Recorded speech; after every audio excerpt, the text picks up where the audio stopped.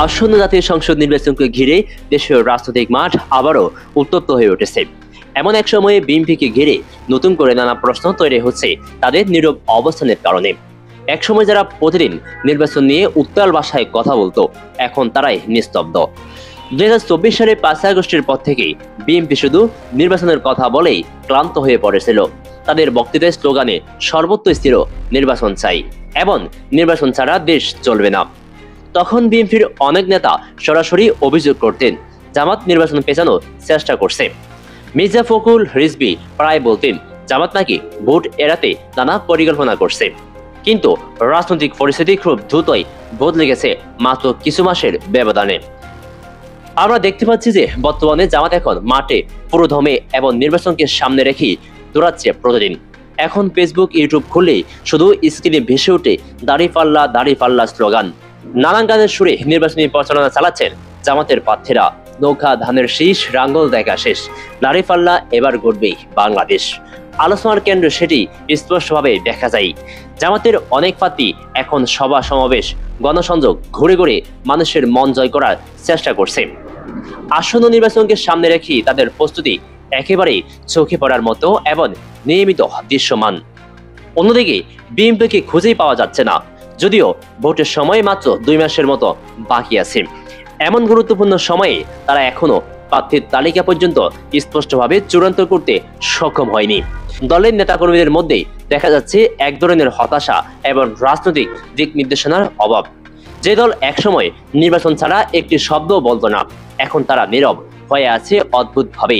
এমন পরিস্থিতিতে স্বাভাবিকভাবে মানুষের মনে প্রশ্ন উঠেছে, বিএনপির প্রকৃত পরিকল্পনা কি? গোপন কিছু সূত্রে জানা যাচ্ছে বিএনপি নাকি নির্বাচন পেছানোর একটি গভীর পরিকল্পনা করছে। অনেকে মনে করছে মাঠে না নামার কারণ হয়তো তারা কোনো ভিন্ন সমঝোতার পথ খুঁজছে, অথবা তারা চাইছে পরিস্থিতি জটিল করে নির্বাচনের সময়সূচি পরিবর্তন করাতে সক্রিয় থাকতে।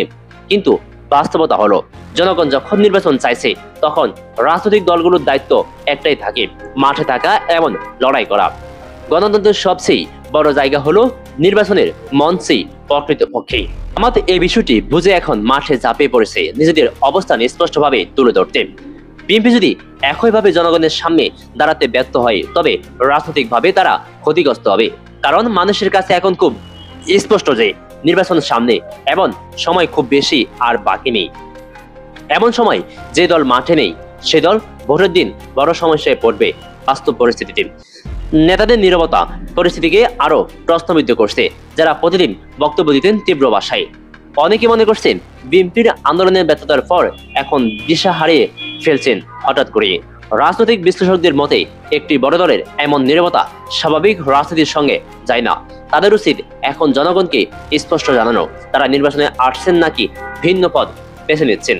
কারণ অস্পষ্টতা দীর্ঘ হলে নেতাকর্মীর মনেও বিভ্রান্ত তৈরি হয় খুব স্বাভাবিকভাবে। নির্বাচন পেছানোর গুজব যদি সত্যি হয়ে থাকে তবে সেটি হবে একটি বিপজ্জনক রাজনৈতিক ভুল।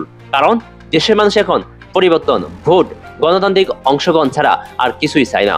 অতএব বিএনপির সামনে এখন দুটি রাস্তা ভীষণভাবে স্পষ্ট হয়ে গেছে এই মুহূর্তে দাঁড়িয়ে। একটি হলো মাঠে নেমে নির্বাচনের অংশ নেওয়া, আরেকটি হলো আরো দুর্বল অবস্থানে ফিরে যাওয়া। আর জামাত তাদের মতো করে শক্তিশালী প্রস্তুতি নিয়ে ভোটের লড়াইয়ে নামতে দেখাচ্ছে সাহস।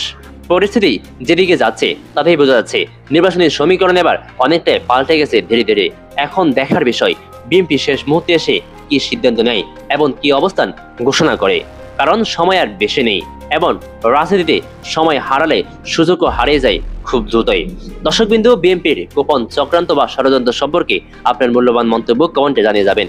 আর এই চ্যানেলে নতুন হয়ে থাকলে সাবস্ক্রাইব করে আমাদের সাথে থাকবেন। ধন্যবাদ।